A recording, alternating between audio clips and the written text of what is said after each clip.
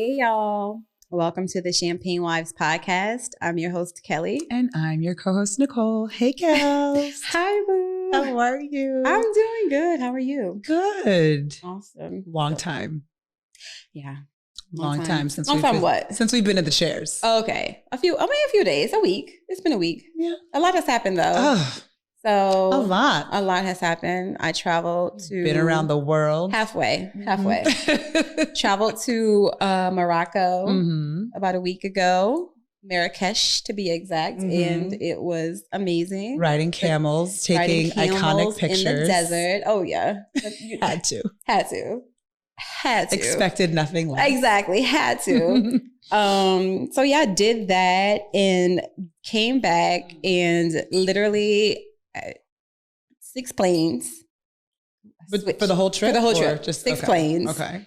Obviously in a whole nother country on 6 airplanes with like different people in airports. That's not me. Did not catch like a bout of sickness, illness, anything. COVID. Praise God. Praise be. No mask, nothing. Get home.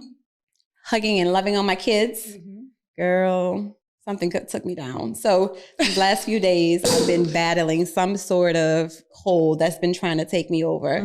Thankfully, my voice has come back and I'm able to do our podcast today, but it's been a struggle for the last 3 days. Oh, well, that's what happens. But you're back. You made it through. We're doing what we call our push through.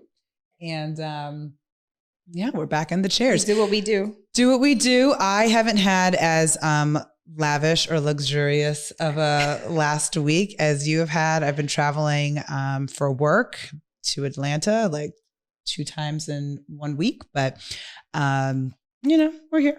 We're here.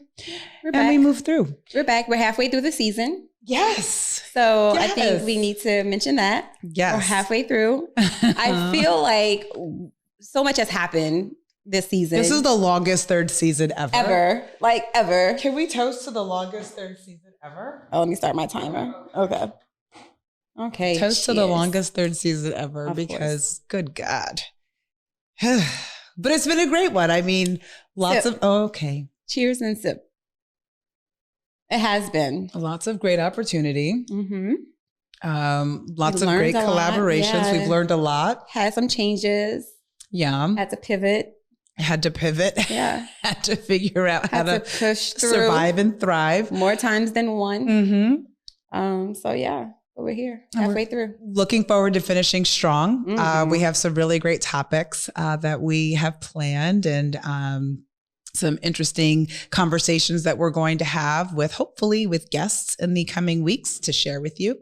But let's go back, right? We talked last week about submission and the blogs loved us, I guess, or not the blogs per se, like the blogs, not the blogs. Okay, I thought you were going to break some news to me. You know how you like to break news to me on our show to get my reaction. I do. No, but more so like the internets had opinions around our discussion around and definitions around like what are the circumstances that need to exist or be in place in order for a woman to feel safe enough to submit to a man, because it is something that I don't want to go so far to say it has to be earned, but like in order for a woman to submit, like she just has to, certain conditions have to be in place and circumstances need to be in place for her to do that. Instagram didn't like it. YouTube hated it. Oh, really? The YouTube hated She's our stats person. I put it out there and I let it be. I'm in the analytics. She is analytics. I am not. I'm at home trying to be creative, trying to come up with like ways we can brand ourselves. I'm in the analytics. She's all in the analytics. Yeah, no. Not me. The men hate us on YouTube and think that but if they would listen to us, their lives would be so much easier. Like we ain't doing this for that demographic. Not necessarily males. But the women be saying stuff too. And I'm just like, sis, come through. Listen, like, what are you talking about? As I like to say, I'm not for everyone, and everyone is not for me. Hey, that part. But the men don't really care about the the environment that not all of the men, but most of the men on YouTube in the comments just didn't really care to create the environment that was necessary in order for a woman to feel comfortable enough to submit. And the pushback was, hey, like, do I need to spin a plate also and, make coffee at the same time? And it's not that. If you're emotionally in tune, it comes relatively easy, right? Yeah. So thought it would be good as we were kind of thinking about what's the topic that makes the most sense to kind of build the storyline off of for this season, for us to talk about some of the pitfalls, right? That let's say if you were not able to submit or you didn't have a partner that you felt comfortable submitting to in a marriage, is that really a pitfall? And what are some of the other pitfalls that we should be considering or thinking about or sharing with our audience within the context of marriage? Yeah, so that's a loaded question. And so I want to go back a little bit because we talk about feeling emotionally safe. And I just want to dive into the definition of what like that really means, because you can leave it up to interpretation. And I think that's why we were getting a lot of the pushback from the listeners because they don't necessarily know what that means. And so emotionally safe is the feeling of trusting your partner with your emotional well-being. It means you believe your partner cares about your own emotional experience and vice versa. And that's it. And obviously there's so much that can go into that definition, but it's just really having someone that truly cares about your emotional well-being and what your experience is like in a relationship with said person. And I think that a lot of times that goes over people's heads, and that's why we're getting so much pushback. It's not about just showing up, being a woman and being submissive. I mean, we're human. We have our own feelings around things. And I won't get back into like the comments that I made, but again, when a woman does not feel emotionally safe in a relationship, yes, it does alter her mood, her attitude, her ability to trust, and your ability to lead. So there's no peace. And so either take it or shoot the messenger, but I just think miss me with your shot. or just again, I wanted to circle back and give that definition of what emotionally safe really means and not just throw the term out there so people would just have like the definition for them. Level set. Yeah, let's level set. HR word. HR word. Yes, we're level setting. Okay. Yeah. So now that you all know what being emotionally safe means or creating an emotionally safe environment for your partner means, I think that some other marriage pitfalls. So let's just throw the big rocks, right? The obvious. Oh, okay. So obviously abuse of any kind, physical, mental, emotional, or serial cheating. Like obviously those are the big rocks. Those are marriage pitfalls. But I think that we're going to get a little bit more deeper into some of what the pitfalls are, not kind of focus on the obvious. Right. I did read online though that 70 to 80% of divorces are initiated by women. 70 to 80% of all divorces are initiated by women. I will say that for a woman to make up her mind to divorce or leave a relationship, it's been years in the making. Yeah. Like it's not a decision that happens overnight or on a whim. It has taken a lot of time, a lot of thought, a lot of self-work. There's so much going on between the time a woman starts to think about divorce and when she actually files for a divorce. And so I again, going back to the emotional safety piece of it, that's why. Yeah. Right? A lot of it is because of the emotional piece. And so one marriage pitfall that I think should be highlighted is when a couple is not making time to prioritize the marriage. Yeah. And that means date, communicate, nurture the relationship. I think that when you're in a relationship, things can get so complicated when you have like kids and careers and like household duties. So there's a lot of stuff involved with maintaining a relationship. And so I think it's easy to lose focus on the relationship. And then one day you look up and you and your partner are complete strangers.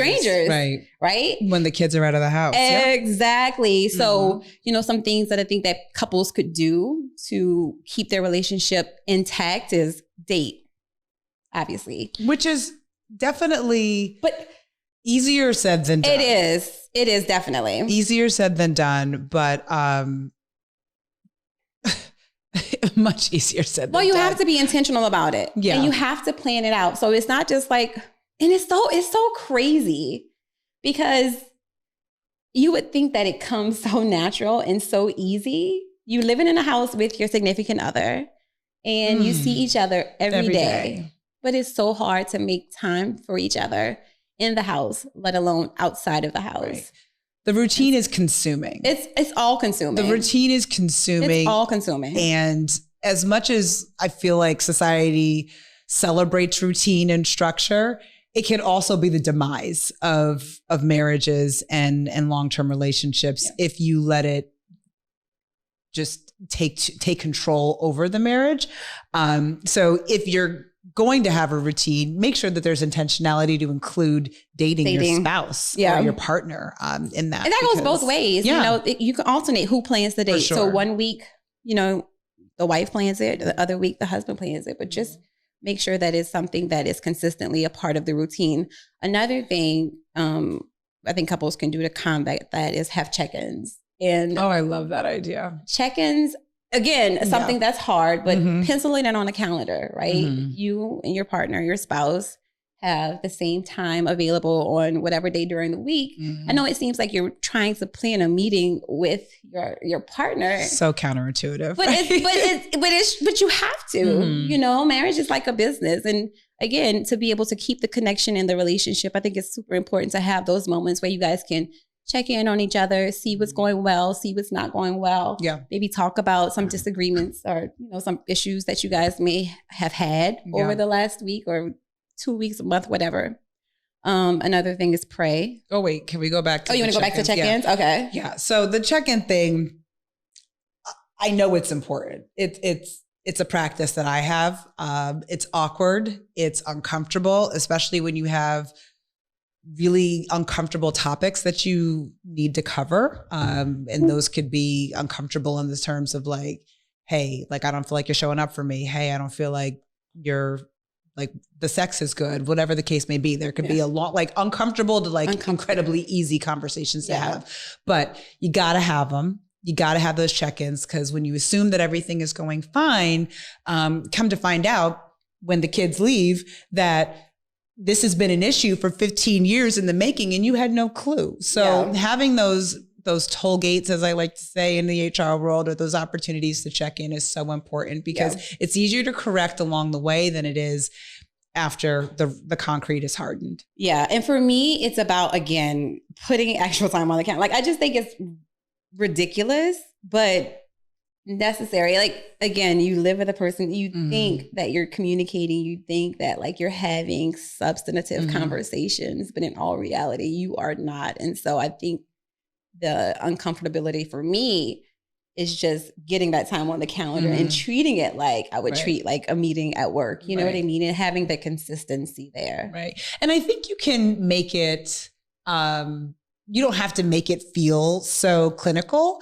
You can very easily have it, let's say you guys do date night and one date night's in the house, right? Where maybe you eat dinner a little later after the kids have gone down. And that's a good idea. You're having that conversation. Don't do it on a date night where like we're spending real money and we're dressing up and putting on faces, child. Yeah, but I was about to say, because you don't take your problems to date night. You don't need to do that because we want date night to end on a positive note. But you very much can have an in-house date night, right? Where you put the kids to bed early. You guys eat dinner later or carve out time to do something, just the two of you, to have that conversation. Yeah, would be my advice. I agree. And I like that idea. Yeah, I agree. So it doesn't have to be so clinical. So there you go. She provided another aspect Happy to help. The check-in side. Okay, perfect. It's perfect. And then again, praying. I know that, again, may sound cliche, but again, something that comes very difficult for some couples. You know, when you have different schedules and one person's up earlier, one person's is up later, and your time clocks are off balance, it's hard to sometimes come together to make time for prayer. But I think that that's also something that needs to be, it's so important. And what I've learned just by internet research and experience, like it doesn't have to be long. Like I always thought that prayer had to be like super long. You had to go through like the gamut of things that like you had to speak in tongues. Like seriously, like I thought that like you literally had to go through like the list of everything that you need the Lord to work on, child. But what I realized is that prayer can be just short and sweet. Yeah. Just an opportunity for you and your husband to connect with God and keep him the head of y'all's relationship and the household. Yep. There's nothing else to say about that. Because are you putting a period on that? I wholeheartedly agree with that. Exactly. 1,000%. I love that. And when I hear about, couples that pray together, I just like, there's just a level of reverence that I have for that. Consistency. Yeah. It's so important. Okay. Go ahead. I agree. Go ahead. I agree. So mine is very much along the same lines. I broke mine out into 3 kind of categories, right? So feels is one, grow is the other, and build is the last one. So I feel that if you have a marriage that lacks emotion, if you have a marriage with a person or a relationship with a person that lacks emotional availability, that's going to be highly problematic, right? Highly. Because you need to be able to have somebody who you can feel safe with, but in turn feels safe with you to be vulnerable, to create moments of intimacy, which have nothing to do with physical connection, but more emotional, mental, spiritual connection, whether it be through prayer, whether it be through conversation, whether it be through those check-ins. But having somebody that lacks emotional availability, that to me creates a huge pothole that is very hard to kind of get over. Yeah. Again, it goes back to what I said about not feeling emotionally safe in a relationship. Yeah. Right. And that does go both ways. Right. And I think that it's a tussle, right? Because if one person feels like they're not emotionally safe in a relationship, then they're not going to create that environment for their partner. Right. And so somebody has to be willing to step up and break the cycle. Agrees. And it requires a lot of bravery. And I think we underestimate how much bravery vulnerability actually requires. Yeah. I'm one who I don't like to cry, but I do cry. And I call them thug tears when they fall. But then I'm also very much like, okay, you had your moment, get out of it. But that level of bravery, and I don't like to cry with people. I really don't. I'd rather just shed all the tears privately. But it's important, right? When you are feeling sad, when you are feeling hurt, that you allow the person that you are choosing to build an intimate relationship with to actually see that. And it's important to see how they respond to that. Yeah. Right. Because if they're over here bitch, get yourself a hanky. Right. Get yourself together. Right. Then that to me is a problem. Yeah. Right. That's a problem. And that shows that they're not willing to hold space for a safe space for your emotional vulnerability. And if you're not a crier, that's okay. But you just need to make sure that however you do demonstrate or show your girl, sorry, bitch. My sinus. I'm telling y'all, this cold. I'm grunting and coughing and making all kind of noises with my nose in my throat. It's the champagne that got me doing all of this right now. Fill the cups, girl. Oh my God. Word. But you know what? And there's another piece to that too. With the emotional, security and safety. Oh, I'm sorry, I didn't realize that my cup was full. Oh, you need to fill yours too. So, but having someone who uses the most intimate and vulnerable details that you've shared with them against you. Ooh. That is the devil. The worst. Not the devil, but it is though. But it is. You can't, and a lot of times, when Mad Day comes, people use that. Our partners, whatever, can use that. That's not a partner. That's not a partner. It's the devil child.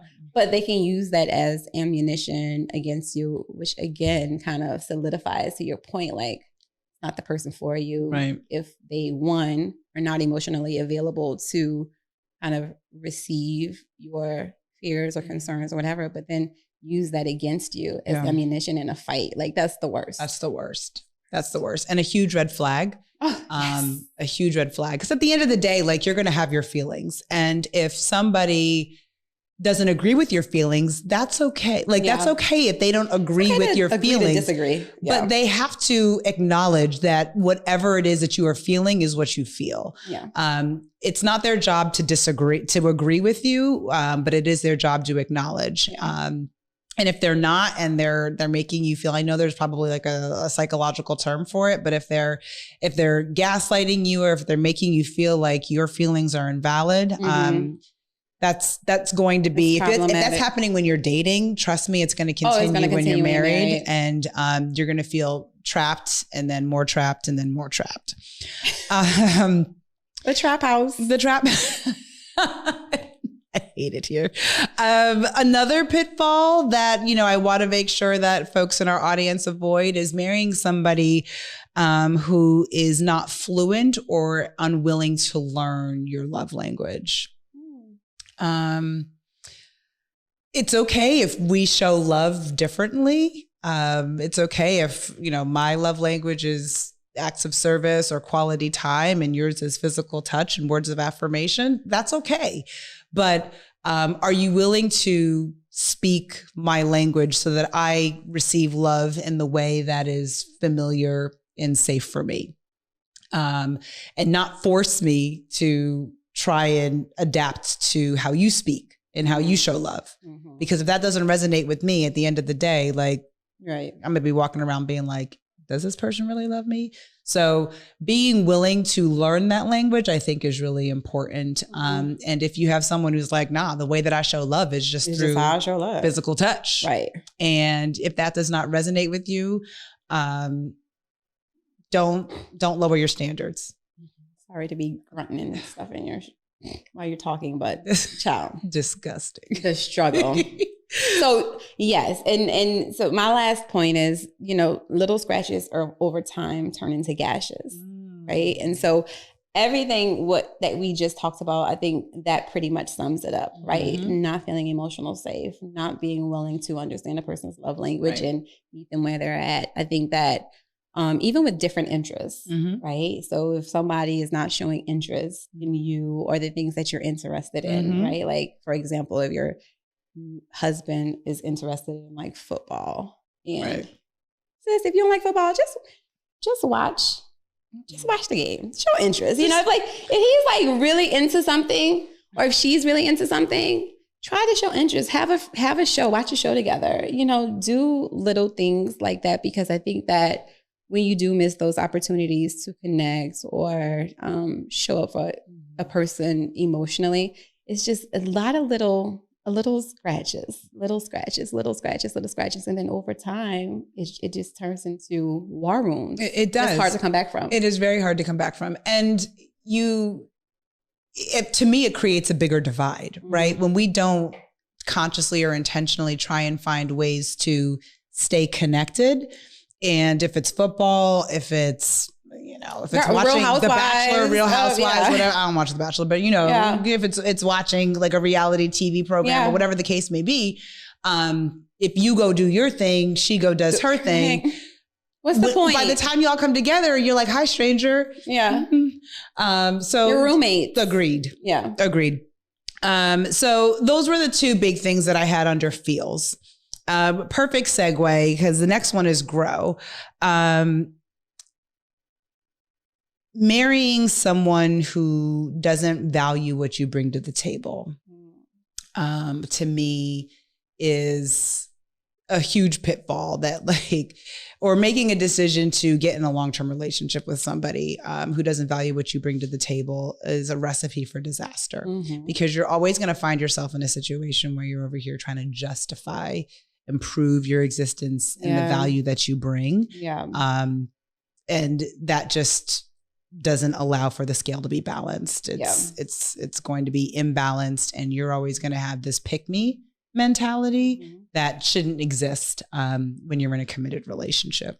I agree about that. Yeah, no, I agree with that. I think that, again, going back to dating, I mean, all of these signs are, I think, there when you're dating someone. Yeah. And I think that, we said it last week, people or women think that sometimes that they can change a man, but you cannot. And when you marry someone who displays these behaviors when you all are dating, it'll only get magnified when you all are married. And I think a lot of that has to do with ego and a man's ego specifically, and not feeling upon that. What do you mean? Not feeling secure in his manhood. You want a strong woman, you want a successful woman, you want a beautiful woman, but you're insecure.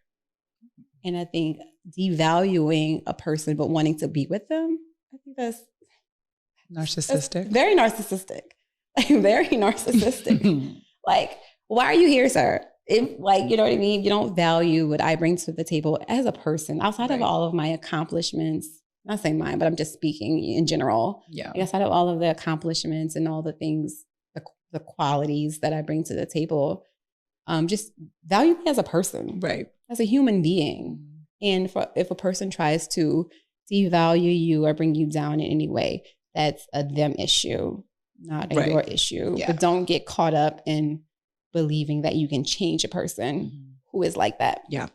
Takes me back to a relationship that I had, if you've listened to the podcast over the course of the last year or so, I refer to this one as the St. Lucian. And he used to be like, I don't know why you do this, Nicole. Like, you got this job, Nicole, just because that's his voice. Okay. You got this job, Nicole, just because you got this car and you got this job, Nicole, don't make you shit, Nicole. And I'll be like, huh? Ooh.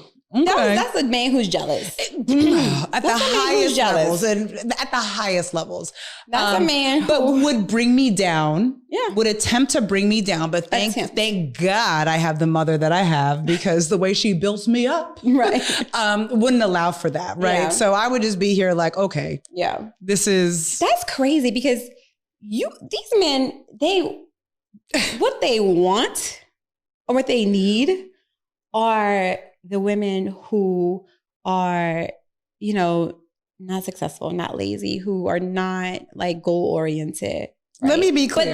But they're going to still bring them down too, right? They will try. They will try. They will still, what do you bring to the table? What are you doing? You're not contributing. I hate that question. But still at the same time, they want to date a successful woman again, but still in the same breath, try to bring you down because of, I feel like, what they're lacking. The irony is disgusting. The irony is so disgusting. The irony is disgusting. And to me, putting a pin on that or a button on it is a lot of men don't want to build. In my humble opinion, a lot of men don't want to build, because you can't build with somebody who's not bringing something to the table, whether it be emotionally, spiritually, mentally. You cannot build with someone who is literally not bringing anything.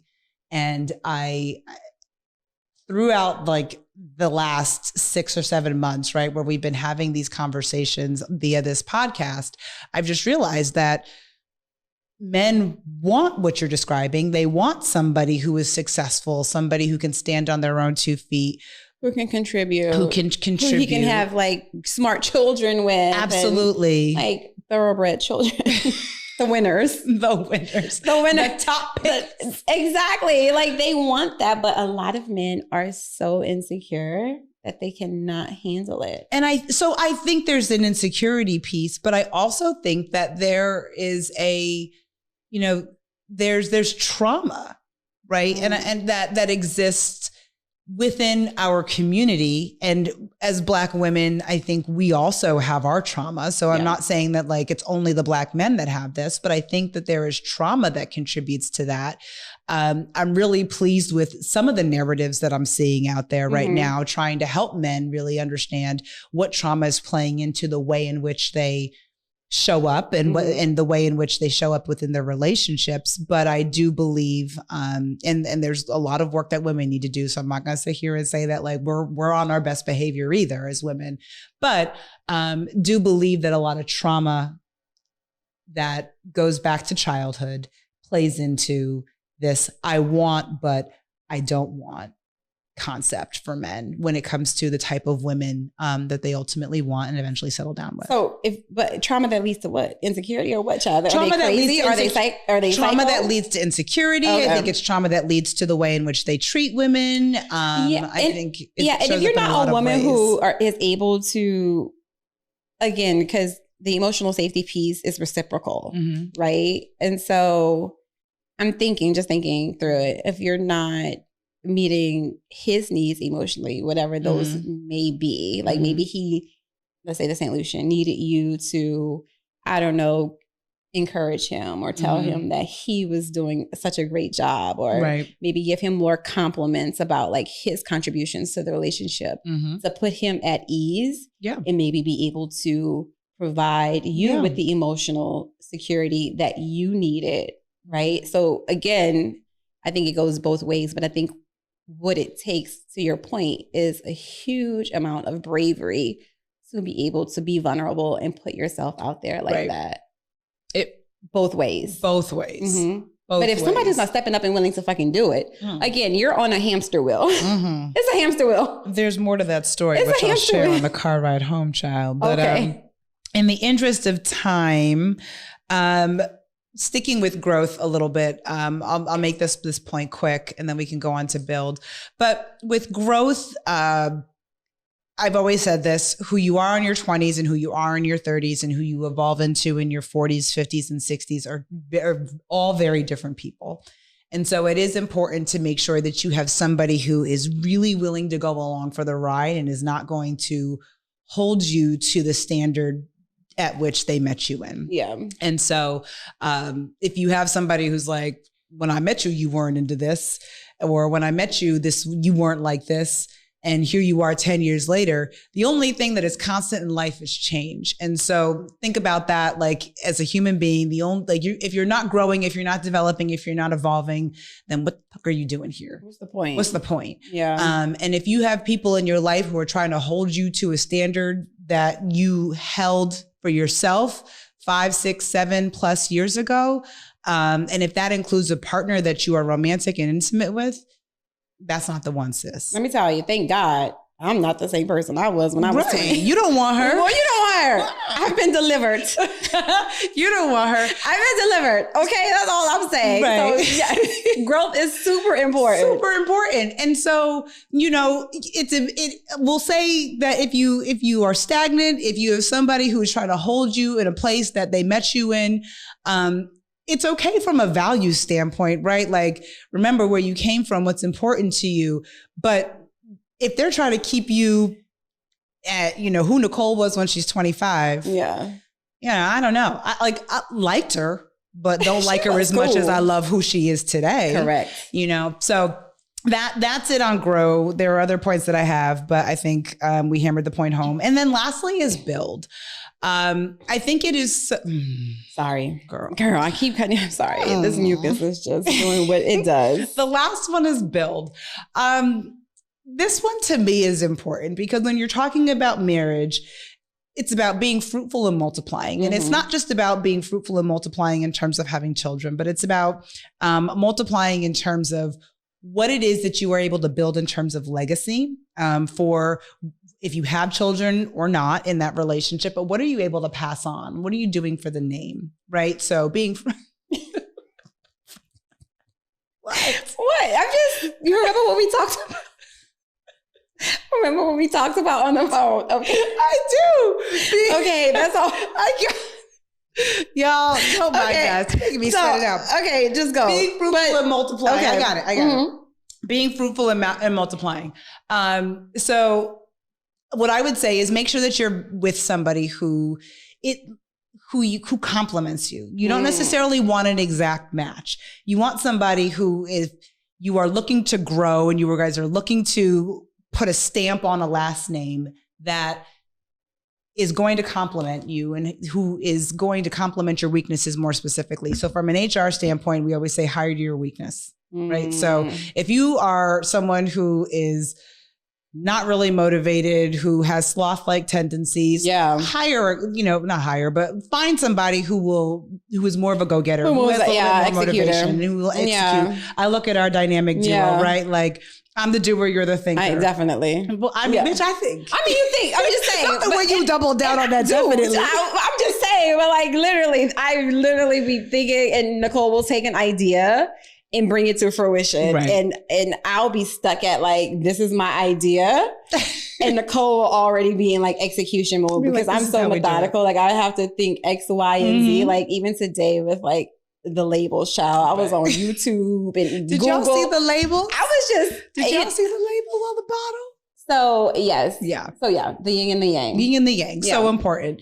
My little pillow. And it is just incredibly important to just make sure that you avoid not choosing somebody who, if we're gonna the level of just the train is off the tracks. The train is off the tracks. It's okay though, because I have like a pillow behind me. Because first of all, I love my pillow. He's saying hi to y'all. Say hi, pillow. But anyway, it's helping my back. Don't worry about me. Like in conclusion, I have a lot going on today, but I'm here because we push through. That's all we know. That's all we know how to do. It's push through. Okay.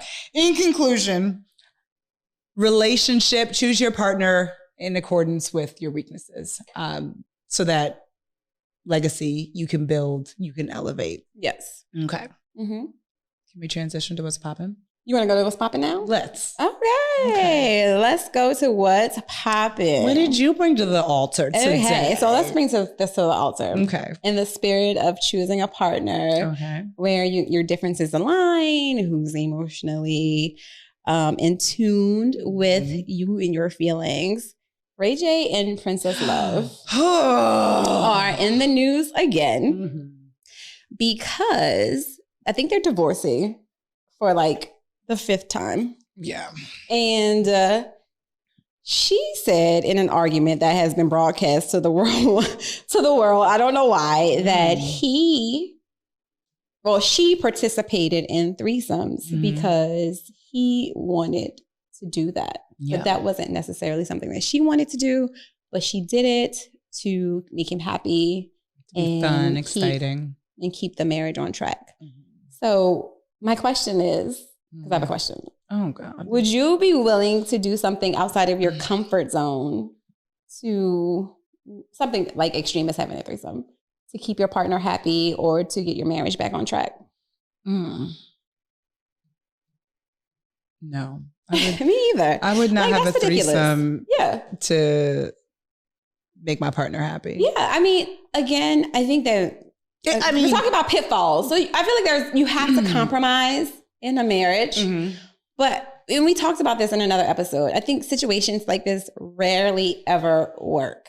You know what I mean? I just think that something so intimate as inviting someone into the marital bed, specifically if one or the other person feels uncomfortable with it, I think is not something that saves a marriage. I think it damages the marriage in the long run. So yes. And so like, let me clarify. If I would not. So I'm not clarifying that. I would not, because I'm with you. I feel like a marital bed is a sacred space, and that's not something I would do. But going back to the whole like polyamory relationship thing, if we're dating, right? And if that is something that I am into, I mean, I probably would be open to it if it was something I was into, but married, no.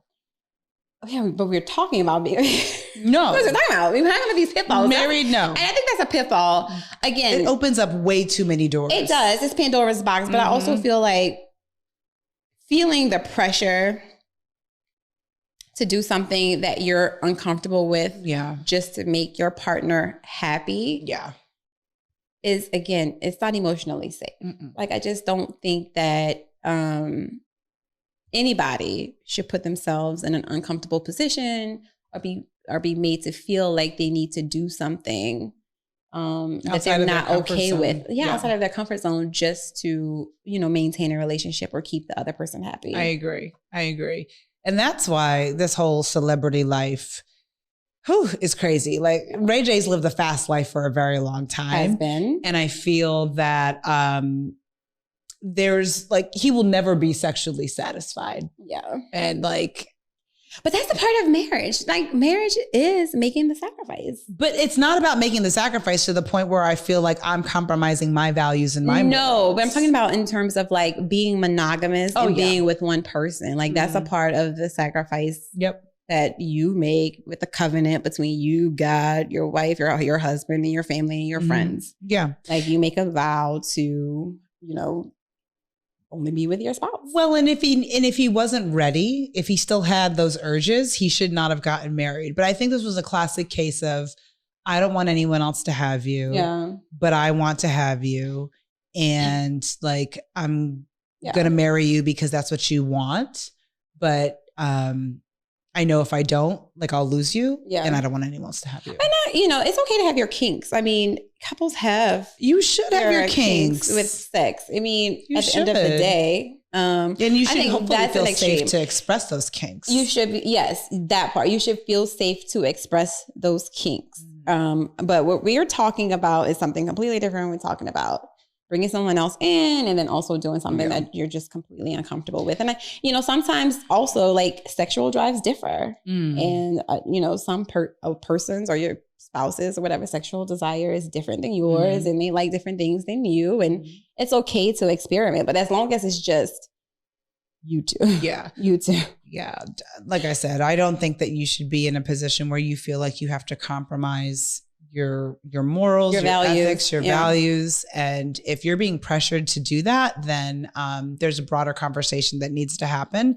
But if it's about kinks, then y'all work those kinks out, right? Like that, to me, that's like love languages, right? Like it's trying to become fluent in your partner's love language. But if it involves having to sacrifice or potentially desecrate the marriage, then, or your morals and values. Right. And I think you need to, seek outside counsel to kind of think that through a little bit more. Great job. But yeah, I understand why she stayed. They have kids. But before they had kids, I wasn't sure why she stayed. Yeah. Red flag city child. But that's a whole nother topic of discussion. Yeah. Okay. So my, what's poppin' was, this weekend, apparently, something was auctioned off for like $150,000 is what I think it went for.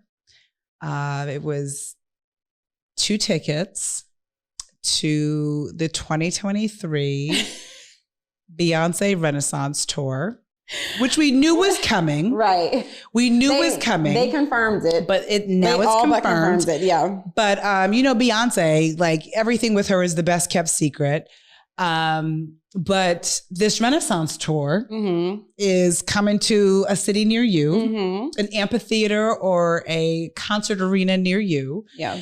And this isn't so much really about a what's poppin', but it's more just like, I'm so mad at the grip that this album has on me. I know. Because here we are in October. Yeah. Late October.